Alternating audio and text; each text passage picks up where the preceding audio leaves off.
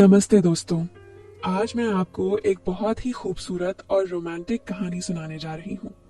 ये कहानी है रिया और सूरज की। रिया एक नवेली भाभी हैं और सूरज उनके देवर।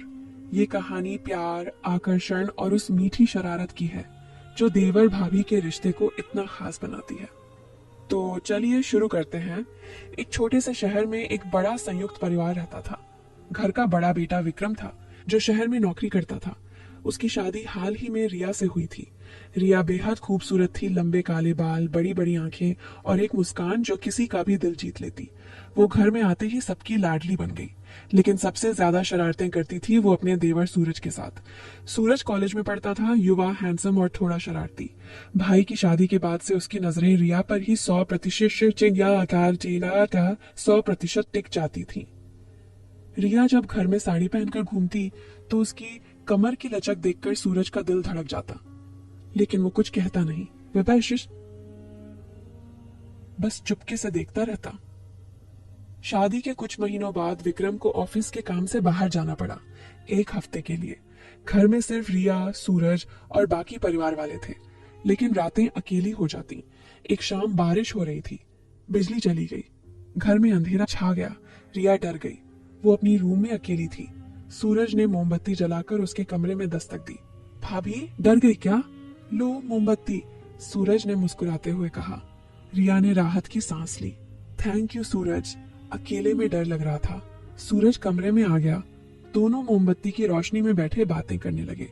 रिया ने अपनी साड़ी ठीक की, लेकिन पल्लू थोड़ा सरक गया। सूरज की नजर वहां चली गई। उसका चेहरा लाल हो गया। रिया ने नोटिस किया और शर्माकर पल्लू ठीक किया, लेकिन उसकी आंखों में एक शरारत थी।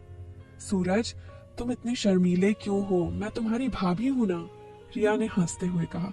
सूरज ने हिम्मत करके कहा, भाभी, आप इतनी सुंदर हो कि कोई भी शर्मा जाए। रिया का दिल धड़क गया। ये पहली बार था जब सूरज ने इतनी सीधी तारीफ की। वो मुस्कुराई और बोली, अच्छा जी, तो देवर जी को भाभी पसंद आ गई? सूरज ने सिर झुका लिया। बारिश की आवाज बाहर तेज हो रही थी। दोनों की बातें गहरी होती गईं। रिया ने बताया कि विक्रम हमेशा व्यस्त रहता है, उसे कभी अकेलापन महसूस होता है। सूरज ने कहा कि वो हमेशा भाभी के साथ है। धीरे धीरे वो करीब आते गए। सूरज का हाथ रिया के हाथ से छू गया। एक करंट सा दौड़ गया दोनों में। रिया ने हाथ नहीं हटाया।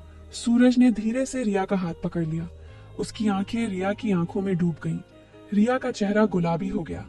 सूरज आगे झुका, मानो कुछ होने वाला है, लेकिन तभी बाहर बिजली आई। लाइट जल गई। दोनों अलग हो गए।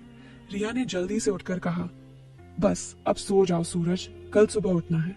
सूरज निराश हुआ, लेकिन मुस्कुराया। अगले दिन सुबह रिया किचन में चाय बना रही थी।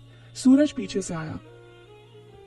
भाभी, कल रात वो कहने लगा। रिया ने मुड़कर उसे चुप कराया। शश शश,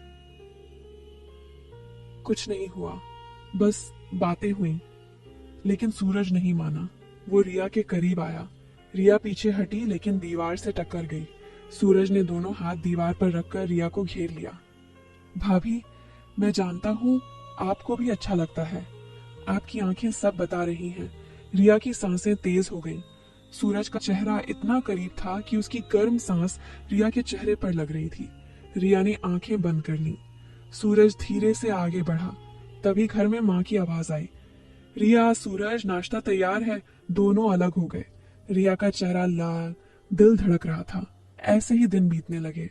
सूरज हर मौके पर रिया को छूने की कोशिश करता, कभी किचन में पीछे से गुजरते हुए कमर छू जाना, कभी सोफे पर बैठे बैठे पैरों से छूना।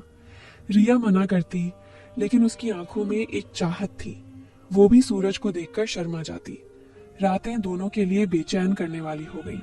एक रात विक्रम का फोन आया कि वो जल्दी वापस आ रहा है। रिया उदास हो गई। सूरज ने मौका देखा। वो रिया के कमरे में गया। भाभी, भैया आ रहे हैं, लेकिन मैं आपको खोना नहीं चाहता, रिया ने कहा। सूरज, ये गलत है, मैं तुम्हारी भाभी हूं। लेकिन सूरज ने रिया को गले लगा लिया। रिया ने विरोध नहीं किया। दोनों एक दूसरे में खो गए।